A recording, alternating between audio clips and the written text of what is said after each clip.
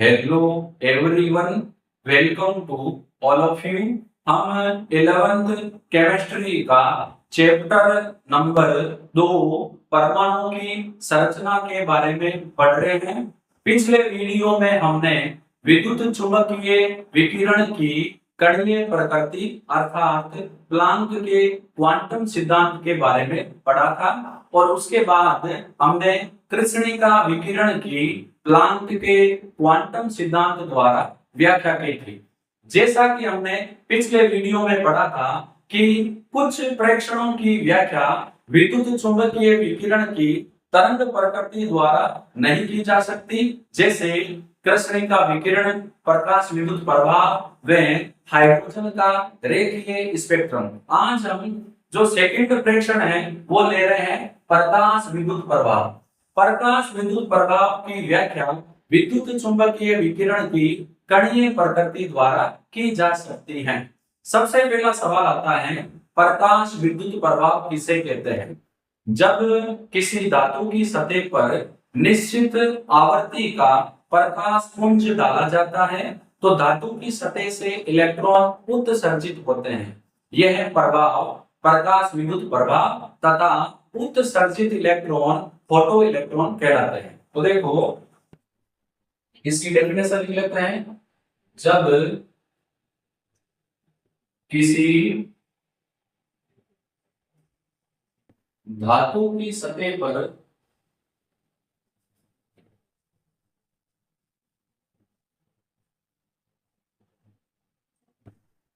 निश्चित आवर्ती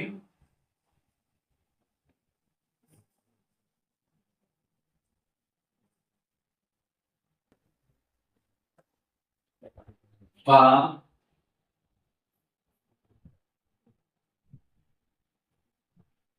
प्रकाश पुंज डाला जाता है तो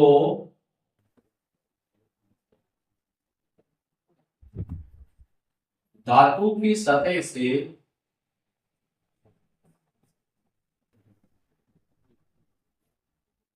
इलेक्ट्रॉन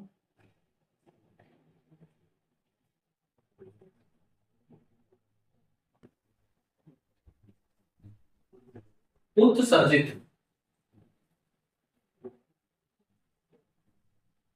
होते हैं। यह प्रभाव प्रकाश विद्युत को या विद्युत को सेम लिखते हैं, विद्युत प्रभाव व उत्सर्जित इलेक्ट्रॉन, इलेक्ट्रॉन में शॉर्ट में माइनस लिख रहा हूं, फोटो इलेक्ट्रॉन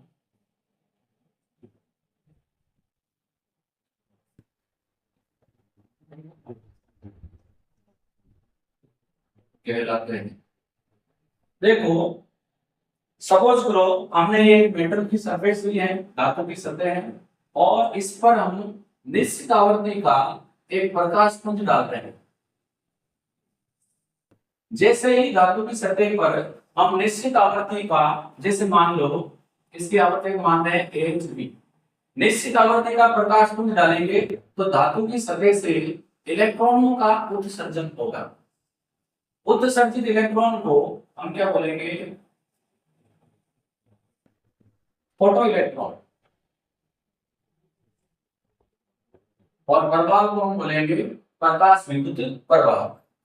कुछ धातुएं जैसे सोडियम और सीजियम, ये धातुएं दृश्य क्षेत्र में विजिबल प्रकाश के रेंज में प्रकाश विद्युत प्रभाव कर सकती हैं, लेकिन मैग्नीशियम और एल्यूमिनियम जैसी धातुएं ये प्रभाव पैरामैग्नेटिक क्षेत्र में दर्शाती हैं।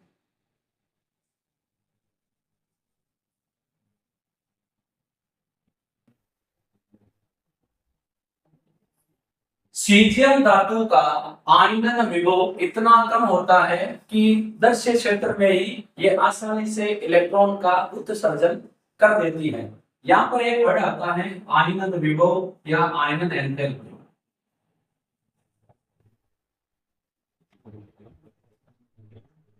जब हम किसी उदासीन परमाणु से संयोजी कोश से एक इलेक्ट्रॉन निकालते हैं तो इलेक्ट्रॉन निकालने के लिए आवश्यक ऊर्जा आयनन विभव कहलाता है।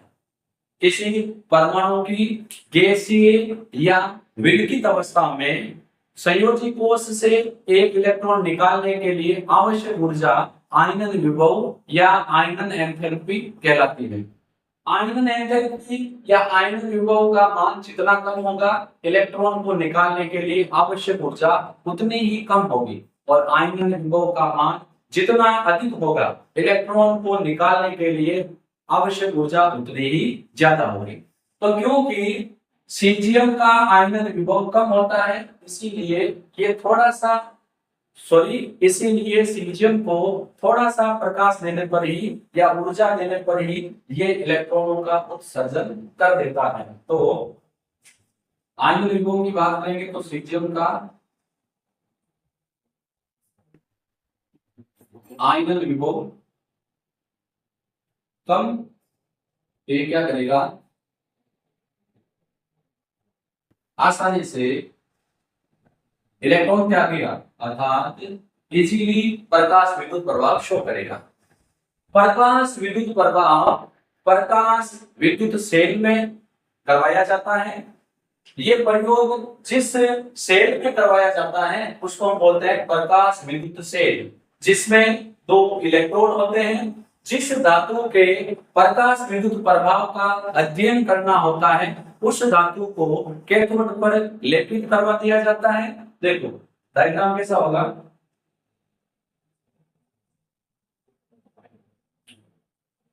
प्रकाश विद्युत प्रभाव का प्रयोग जिस सेल में करवाया जाता है उसको बोलते हैं प्रकाश विद्युत सेल। इसमें धातु के दो इलेक्ट्रोड होंगे, एक होगा कैथोड, दूसरा होगा एनोड। लाइट शो से जोड़ देते हैं।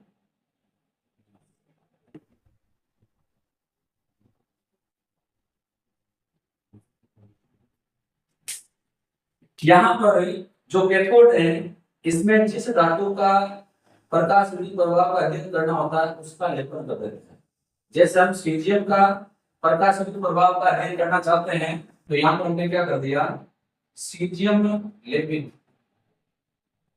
ये जो इलेक्ट्रोड है इसमें सीजियम का लेपन है और ये क्या है, कैथोड। तो ये हो गया अपना सीजियम लेपित कैथोड और ये क्या है, एनोड। अब हम क्या करते हैं, एक निश्चित आवृत्ति का प्रकाश कैथोड पर डालेंगे। यहाँ पर हम एक निश्चित आवृत्ति जैसे HV का प्रकाश कैथोड पर डालेंगे तो क्या होगा, कैथोड से इलेक्ट्रॉनों का उत्सर्जन होगा और इलेक्ट्रॉन कैथोड से एनोड की ओर जाएंगे। क्योंकि इलेक्ट्रॉन ऊपर ऋणावेश होता है इसलिए ये धनावेशित इलेक्ट्रॉन एनोड की तरफ गमन करेंगे। तो देखो हमने क्या किया,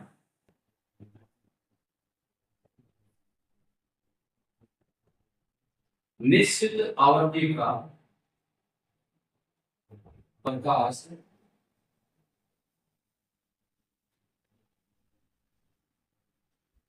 कैथोड पर डालने पर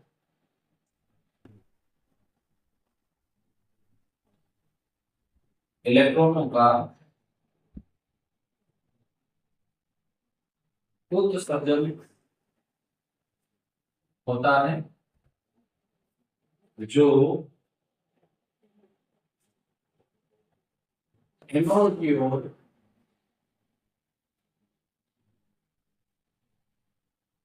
गमन करते हैं। ये जो हमने प्रैक्टिकल किया है इससे निष्कर्ष क्या निकलता है, निष्कर्ष की बात करते हैं।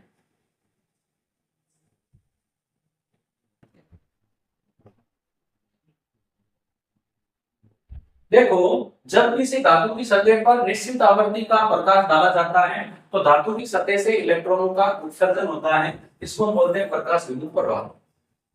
सीजियम जैसी धातु का आयनन विभव कम होता है, इसलिए बाकी धातुओं की तुलना में कम आवृत्ति का प्रकाश डालने पर ही इसकी सतह से इलेक्ट्रॉनों का उत्सर्जन होता है। अर्थात सीजियम अन्य धातुओं की तुलना में प्रकाश विद्युत प्रभाव आसानी से प्रदर्शित करती है। प्रकाश विद्युत प्रभाव का प्रयोग जिस एपरेटस में किया जाता है उसको हम बोलते हैं प्रकाश विद्युत सेल। तो प्रकाश विद्युत प्रभाव का प्रयोग जिस सेल में किया जाता है उसको प्रकाश विद्युत सेल कहते हैं। जिस धातु के प्रकाश विद्युत प्रभाव का अध्ययन करना होता है उसका कैथोड पर लेपन करते हैं। जैसे ही एक निश्चित आवृत्ति का प्रकाश पुंज कैथोड पर डाला जाता है, इलेक्ट्रॉनों का उत्सर्जन होता है जो एनोड की ओर गमन करते हैं। अब इससे निष्कर्ष क्या निकलता है? पहला, वह न्यूनतम आवृत्ति जिससे कम आवृत्ति का प्रकाश पुंज डालने पर धातु की सतह से इलेक्ट्रॉनों का उत्सर्जन नहीं होता उसको हम बोलते हैं दहलीय आवृत्ति। यदि धातु की सतह पर दहलीय आवृत्ति से कम आवृत्ति का प्रकाश पुंज डाला जाएगा तो धातु की सतह से इलेक्ट्रॉनों का उत्सर्जन नहीं होगा। तो पहला निष्कर्ष ये निकला, वह न्यूनतम आवृत्ति जिससे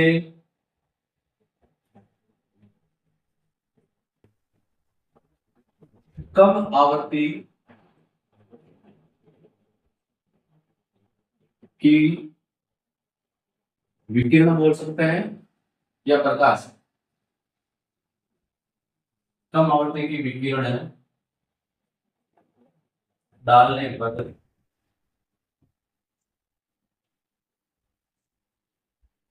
इलेक्ट्रॉन का उत्सर्जन नहीं होता है।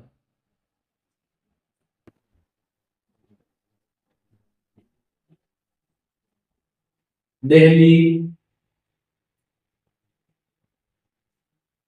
आवृत्ति कहलाती है। दहलीय आवृत्ति का मान सभी धातुओं के लिए समान नहीं होता, सभी धातुओं के लिए दहलीय आवृत्ति का मान भिन्न भिन्न होता है। तो भिन्न भिन्न धातुओं के लिए इसका मान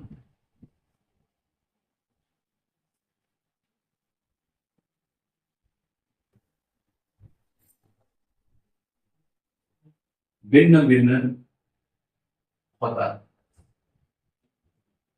ये रिजल्ट निकला नंबर 1। नंबर 2, धातु की सतह से जो इलेक्ट्रॉन निकल रहे हैं उन इलेक्ट्रॉनों की गतिज ऊर्जा विकिरण की तीव्रता पर निर्भर नहीं करती, यह डाले गए विकिरण या प्रकाश की आवृत्ति पर निर्भर करता है। तो नंबर 2 रिजल्ट है, उत्सर्जित इलेक्ट्रॉन की गतिज ऊर्जा कितने स्पीड से निकल रहे हैं, विकिरण की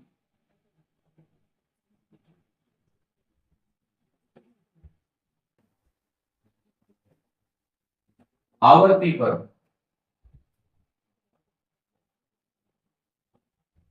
निर्भर करती है, न कि तीव्रता। जितनी अधिक आवृत्ति का प्रकाश धातु की सतह पर डालेंगे निकलने वाले इलेक्ट्रॉनों की गतिज ऊर्जा उतनी ही अधिक होगी। नंबर 3 रिजल्ट क्या निकला, धातु की सतह से प्रति सेकंड निकलने वाले इलेक्ट्रॉनों की संख्या विकिरण की तीव्रता पर निर्भर करता है। तो धातु की सतह से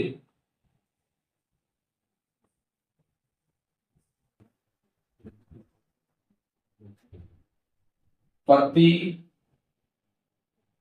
सेकंड उत्सर्जित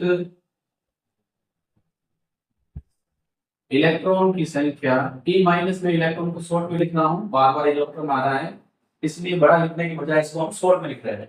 उत्सर्जित इलेक्ट्रॉनों की संख्या विकिरण जो डाल रहे हैं कि तीव्रता पर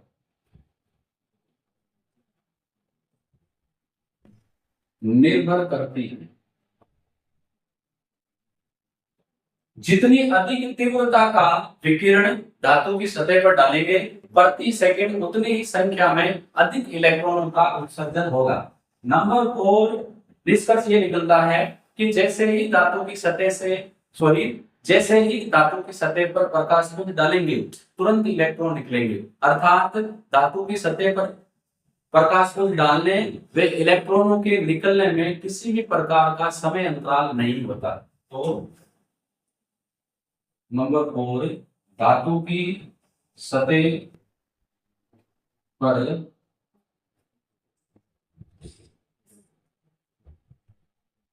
विकिरण डालने व इलेक्ट्रॉन के उत्सर्जन में समय अंतराल नहीं होता।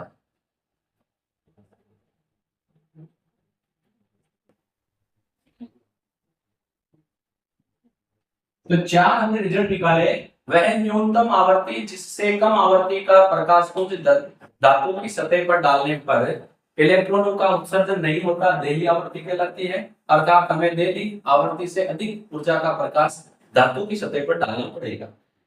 उत्सर्जित होने वाले इलेक्ट्रॉन की गतिज ऊर्जा विकिरण की आवृत्ति पर निर्भर करती है, न कि तीव्रता पर। धातु की सतह से प्रति सेकंड निकलने वाले इलेक्ट्रॉनों की संख्या विकिरण की तीव्रता पर निर्भर करता है। जैसे ही धातु की सतह पर एक निश्चित आवृत्ति का प्रकाश पुंज डाला जाता है तुरंत इलेक्ट्रॉनों का उत्सर्जन होता है, अर्थात इसके बीच में किसी भी प्रकार का टाइम गैप नहीं होता। अब हम बात कर रहे हैं कि ये प्रकाश विद्युत प्रवाह क्यों होता है, इसकी व्याख्या। आइंस्टीन ने प्लांक के क्वांटम सिद्धांत द्वारा प्रकाश विद्युत प्रभाव की व्याख्या की। आइंस्टीन के अनुसार एक निश्चित आवृत्ति का प्रकाश पुंज जैसे ही धातु की सतह पर डाला जाता है ये अपनी ऊर्जा इलेक्ट्रॉन को दे देता है, जो इलेक्ट्रॉन को नाभिक से अलग करने के काम में आता है। तो व्याख्या किसने की? आइंस्टीन ने।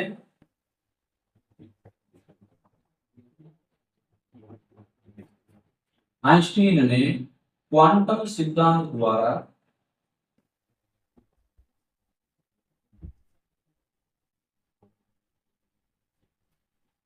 प्रकाश विद्युत प्रभाव की व्याख्या की। जब आइंस्टीन के अनुसार जब निश्चित आवृत्ति का प्रकाश या विकिरण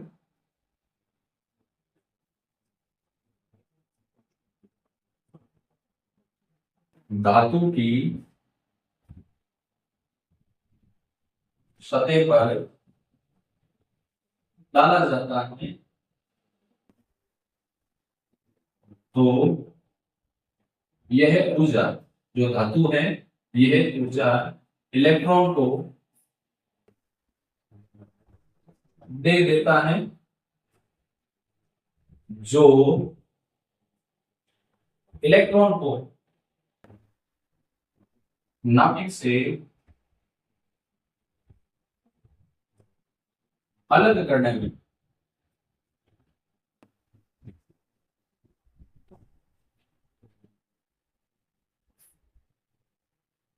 काम आती है। इस चीज को आप ध्यानपूर्वक समझेंगे। सपोज करो ये एक नाभिक है और जिस परमाणु का नाभिक है ये उसका सबसे बाहरी कोश का इलेक्ट्रॉन है और यहाँ पर इलेक्ट्रॉन है। जब ये इलेक्ट्रॉन अलग होंगे तो ऐसे नहीं इलेक्ट्रॉन बाहर पड़ा है, कोई कहेगा ले जाओ, इलेक्ट्रॉन और नाभिक के मध्य यहाँ आकर्षण बल है।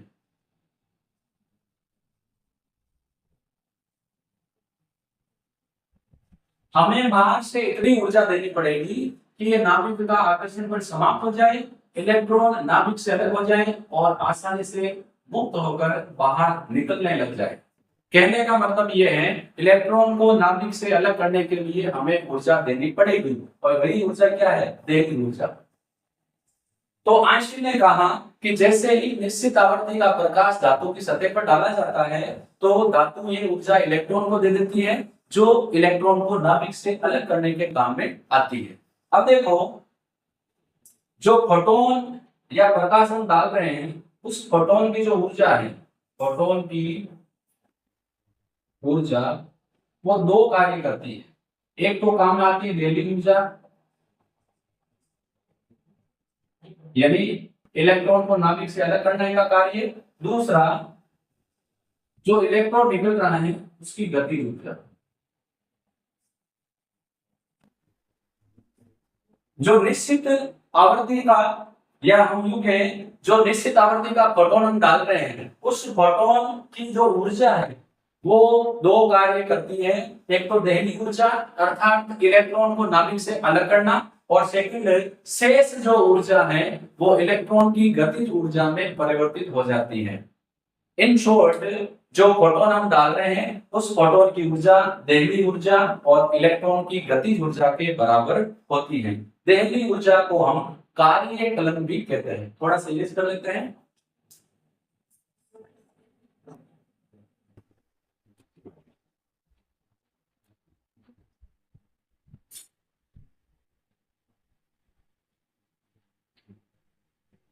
तो अपने जो निश्चित आवृत्ति का हम फोटोन डाल रहे हैं, प्रकाश डाल रहे हैं या विकिरण डाल रहे हैं, उस फोटोन की ऊर्जा बराबर हो जाएगी देहली ऊर्जा को हम कार्य कलन भी बोल सकते हैं।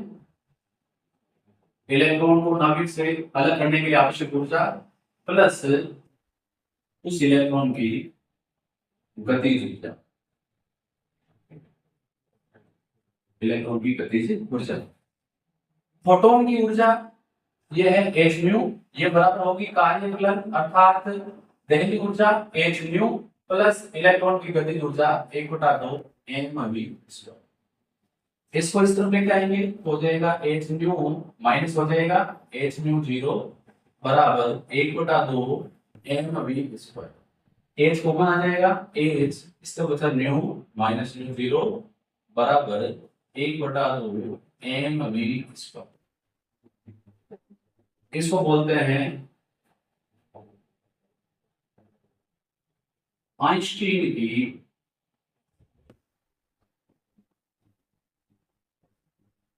प्रकाश विद्युत समीकरण। तो जो निश्चित ऊर्जा का फोटोन डाला जा रहा है वो दो कार्य करेगा।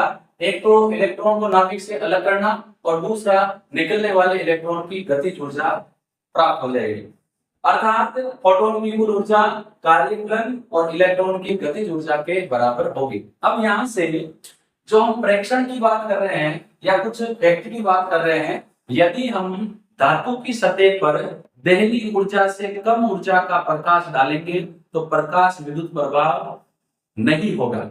सेकंड, यदि हम धातु की सतह पर देहली ऊर्जा के बराबर ऊर्जा का प्रकाश डालेंगे तो इलेक्ट्रॉन नाभिक से मुक्त हो जाएगा लेकिन गति नहीं कर पाएगा। थर्ड, यदि हम देहली ऊर्जा से अधिक ऊर्जा का प्रकाश डालेंगे तभी इलेक्ट्रॉन नाभिक से अलग होगा और गति करेगा। यदि हम धातु की सतह पर कार्य कलन या देहली ऊर्जा के बराबर ऊर्जा का प्रकाश डालेंगे तो इलेक्ट्रॉन नाभिक से मुक्त जरूर हो जाएगा लेकिन वो गति नहीं करेगा। तो हमें क्या करना पड़ेगा? हमें देहली ऊर्जा से अधिक ऊर्जा का प्रकाश डालना पड़ेगा ताकि इलेक्ट्रॉन नाभिक से मुक्त भी हो जाए और गति भी कर रहे। तो देखो, देहली ऊर्जा से कम ऊर्जा का प्रकाशमान फोटोन या विकिरण डालने पर प्रकाश विद्युत प्रभाव नहीं होगा, अर्थात इलेक्ट्रॉन नाभिक से मुक्त नहीं होगा। सेकंड, दहली ऊर्जा के बराबर ऊर्जा का पुंज डालने पर इलेक्ट्रॉन नाभिक से अलग होने को हम विच्छेद भी बोल सकते हैं, विच्छेद हो जाएगा।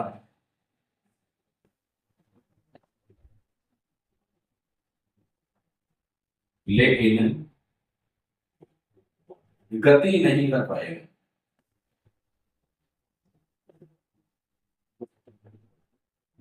गति क्यों नहीं कर पाएगा?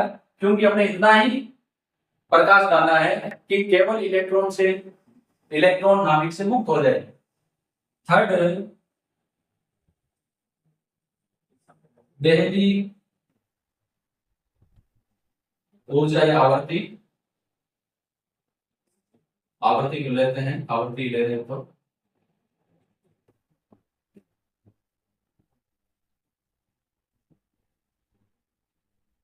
दहली आवृत्ति से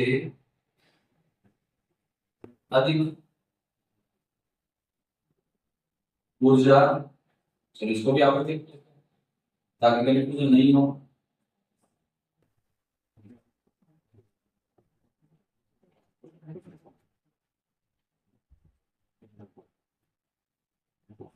दहली आवृत्ति से अधिक आवृत्ति का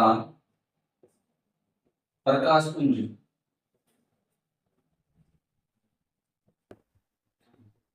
डालने पर इलेक्ट्रॉन नाभिक से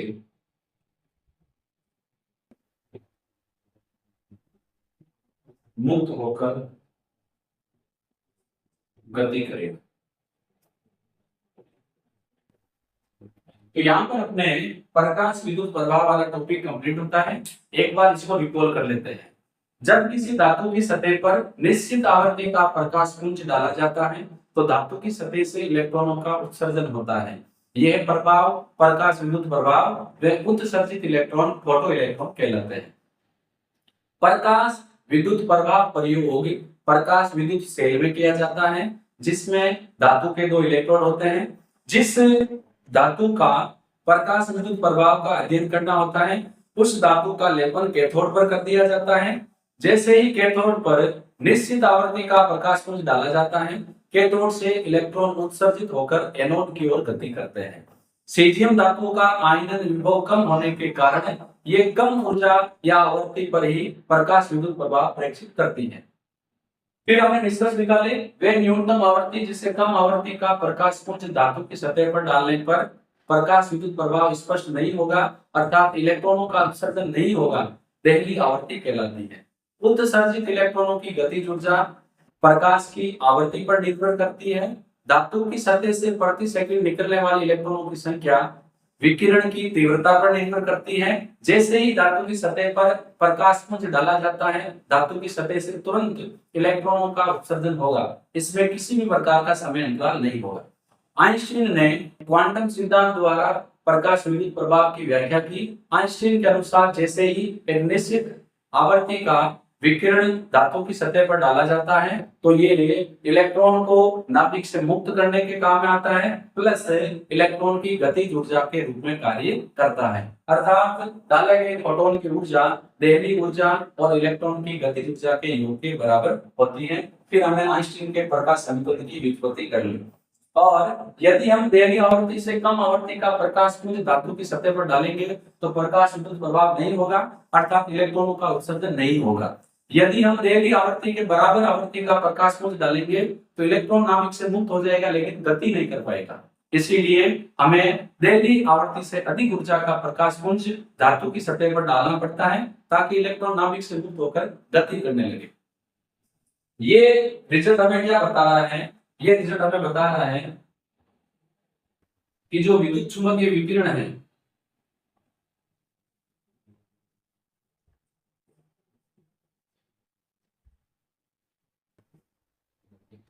उसकी प्रकृति द्वैत होती है।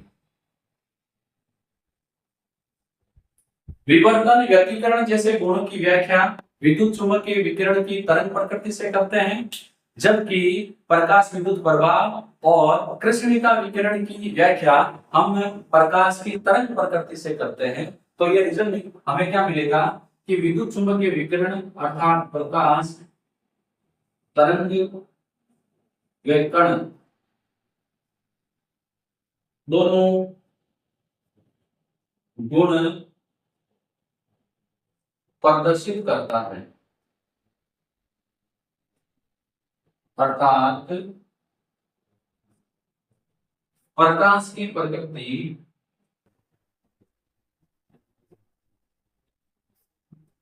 द्वैत होती है। जब प्रकाश की किसी अन्य पदार्थ के साथ अन्योन्य क्रिया होती है तो ये कणीय प्रकृति प्रदर्शित करता है, जिसकी ऊर्जा हम आइंस्टीन समीकरण E बराबर mc² से देते हैं। और जब प्रकाश का संचरण होता है तो ये तरंग गुण प्रदर्शित करता है, जिसकी ऊर्जा प्लांक समीकरण E बराबर h से देते हैं। तो रिजल्ट ये निकल गया, क्योंकि हम पढ़ यही रहे थे बोर के परमाणु मॉडल के विकास की पृष्ठभूमि। उसमें पहला पॉइंट ये था कि विद्युत चुंबकीय विकिरण की प्रकृति द्वैत होती है, ये तरंगीय और कणीय दोनों गुण प्रदर्शित करती है। तो यहाँ पर अपने विद्युत चुंबकीय विकिरण की द्वैत प्रकृति और प्रकाश विद्युत प्रभाव कंप्लीट होता है। हम फिर मिलेंगे अगले टॉपिक के साथ। धन्यवाद।